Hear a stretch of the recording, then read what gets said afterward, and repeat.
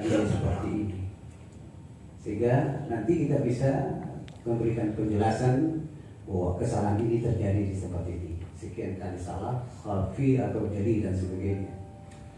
Jadi juga kesalahan-kesalahan yang menyangkut jali dan khalfi itu harus betul-betul jelas apakah masuk dalam kategori jali atau khalfi.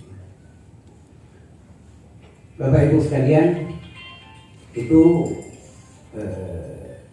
masalah yang sangat penting untuk kita bisa menjadi penilai yang betul-betul sesuai dengan aturan yang berlaku. Kemudian orientasi ini juga sebetulnya tidak terlalu susah.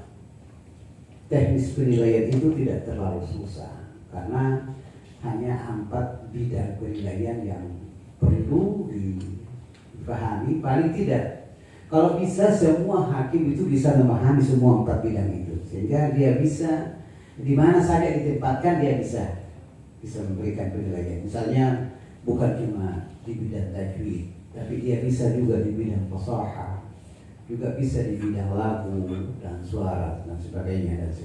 Sehingga di dalam pembagian tugas itu tidak susah untuk kita memilih peradilan hakim siapa yang ditugaskan di fasahah, siapa yang ditugaskan di tajwid dan sebagainya. Sehingga memang kalau bisa kita bisa pelajari semua itu.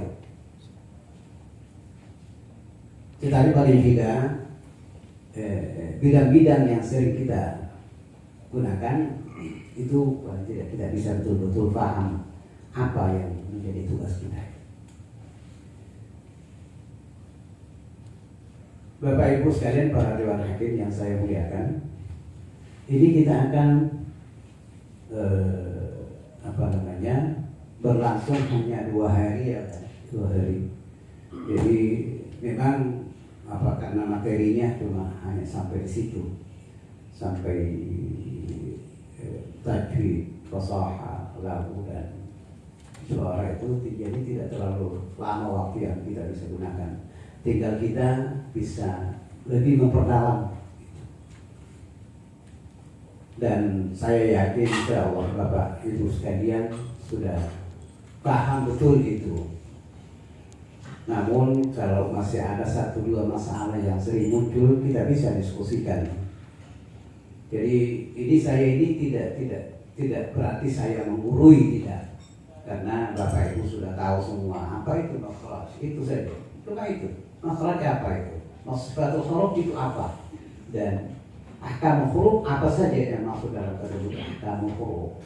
Ahkamul mad wal qasr, tentang panjang pendeknya huruf, kapan huruf itu bisa dipanjangkan dan kapan harus dipotong, dipendekkan. Sama seperti kalau orang salat safar. Salat safar duhur itu harus bisa dipotong hanya 2 rakaat. Sama juga membaca Quran juga begitu bisa. Seperti itu. Kapan waktunya bisa dikasar dan kapan waktunya bisa sesuai dengan kaidahnya dan sebagainya. Bapak Ibu sekalian, jadi sebetulnya tugas ini yang diberikan kepada saya sendiri merasa bahwa berat ini tugas ini, karena semua bidang saya harus seolah-olah saya ini sudah tahu semua. Padahal Bapak tahu bahwa saya ini hanya memang pernah juara MTQ. Kalau saya ingat dulu mulai tahun 72 saya ikut MTQ. Terakhir tahun 82, 10 tahun saya ikut sebagai kori. Saya alhamdulillah ikut di nasional itu sebanyak 3 kali. Alhamdulillah juara 2 terus di tingkat nasional. Saya tidak pernah juara 1, Pak. di nasional. Hanya juara 2 saja. Tetapi alhamdulillah saya diberi kepercayaan oleh LPTK Pusat mewakili Indonesia ke Saudi Arabia, ke Mekah tahun 82. Lama sekali tadi. Belum lahir barangkali.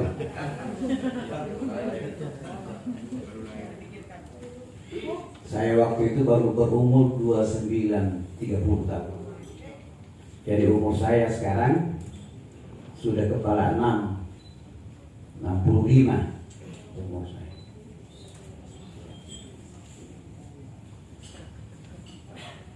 Alhamdulillah di Saudi, di Mekah itu sistem musabaqah di Mekah beda sekali dengan kita di Indonesia. Kalau kita di Indonesia itu sudah ada jadwal penampilan, sudah tahu hari kesekian saya tampil, nomor sekian. Kalau di Mekah tidak ada nomor peserta, tidak ada jadwal penampilan, dan MTQ ini berlangsung mulai pagi sampai sore, tidak ada malam. Jadi setiap hari semua peserta siap terus karena tidak ada nomor peserta, tidak ada jadwal kapan tidak tampil. Jadi kita siap terus setiap hari. Jangan sampai tiba-tiba kita yang dipanggil. Alhamdulillah MTQ berlangsung selama 12 hari. Pesertanya kurang lebih 200 dari 70 negara.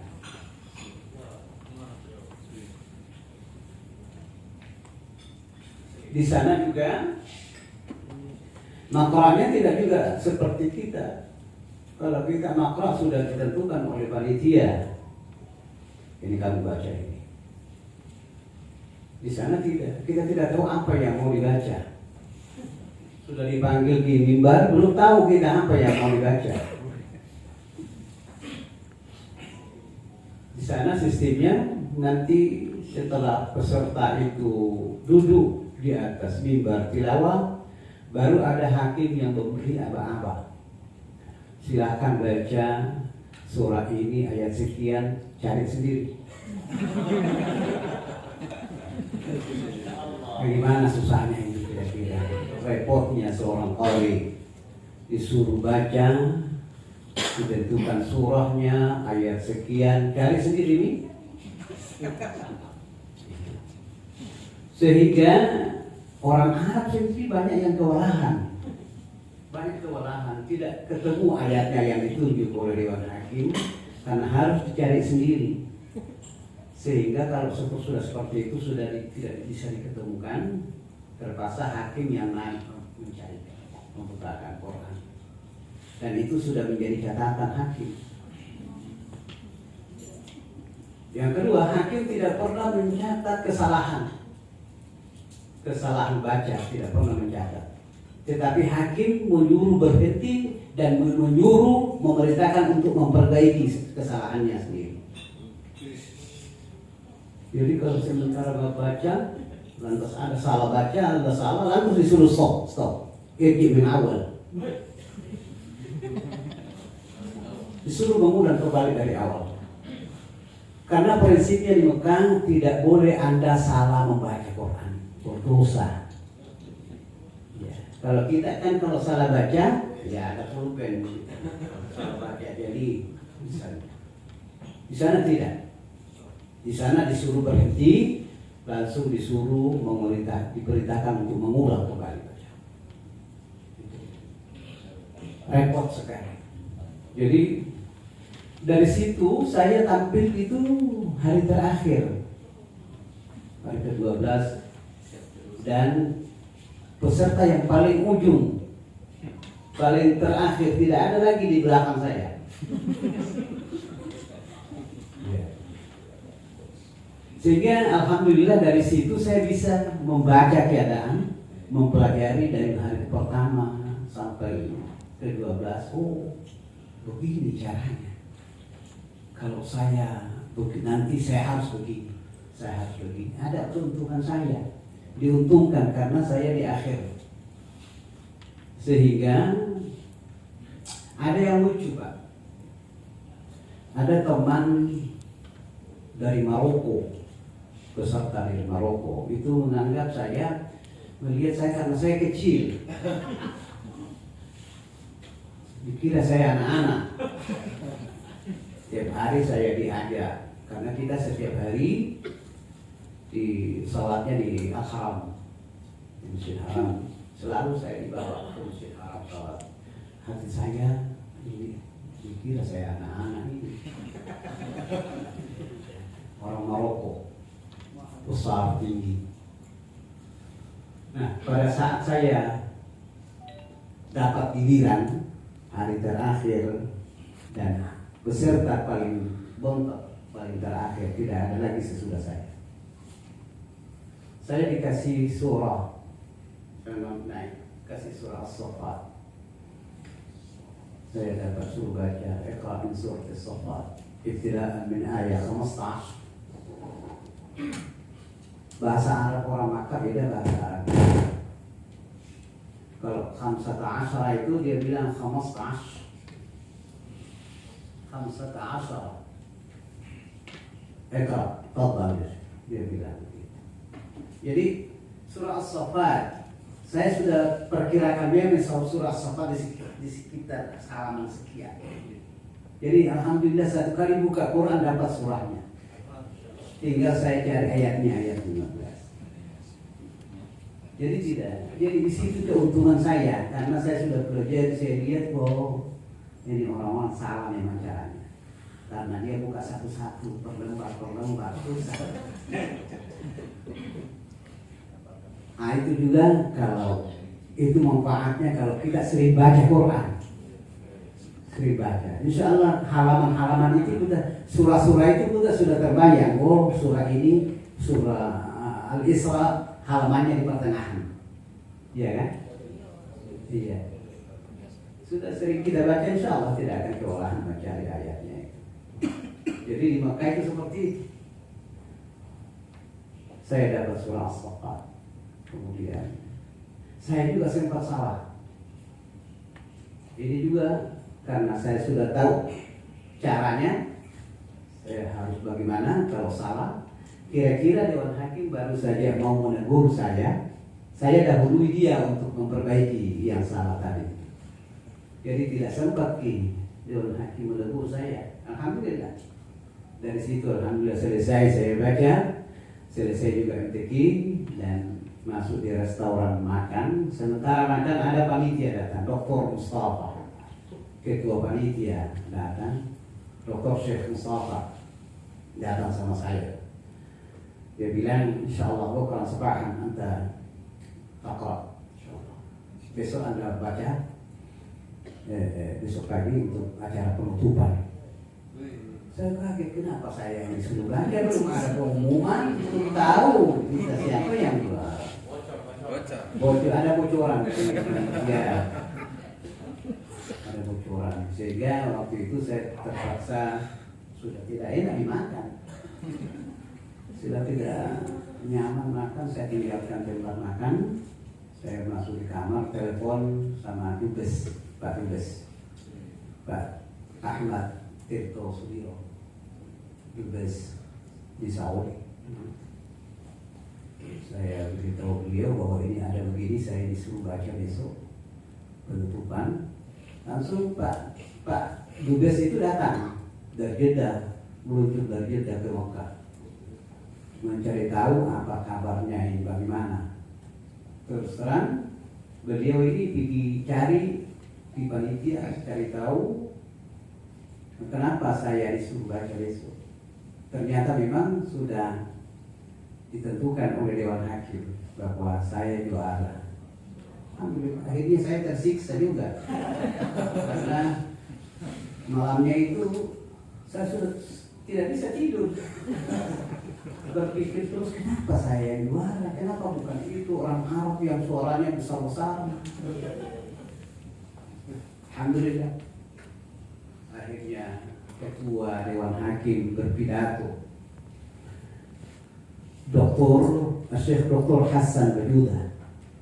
Beliau katakan Al-Quran turun di Mekah, Al-Quran turun di Madinah, tetapi Al-Quran turun bukan hanya untuk orang Mekah, bukan hanya untuk orang Madinah, tetapi Al-Quran turun untuk seluruh umat manusia. Jadi tidaklah mustahil bahwa ada hari ini yang juara satu bukan orang Arab, karena Al-Quran turun bukan dikhususkan hanya untuk orang Arab saja. Itu luar biasa. Seperti kita di sini, alhamdulillah orang Papua bisa baca Quran dengan baik, padahal tidak turun Al-Quran di sini.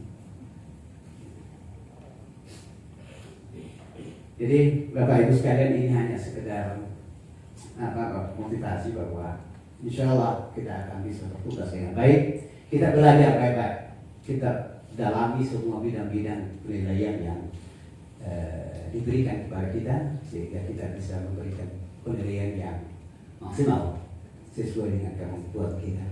Tentu yang tadi saya ulangi bahwa objektivitas penilaian itu betul-betul harus dipegang dengan baik. Tidak ada pengaruh lain, tidak ada unsur-unsur lain yang bisa mempengaruhi penilaian kita. Saya kira demikian.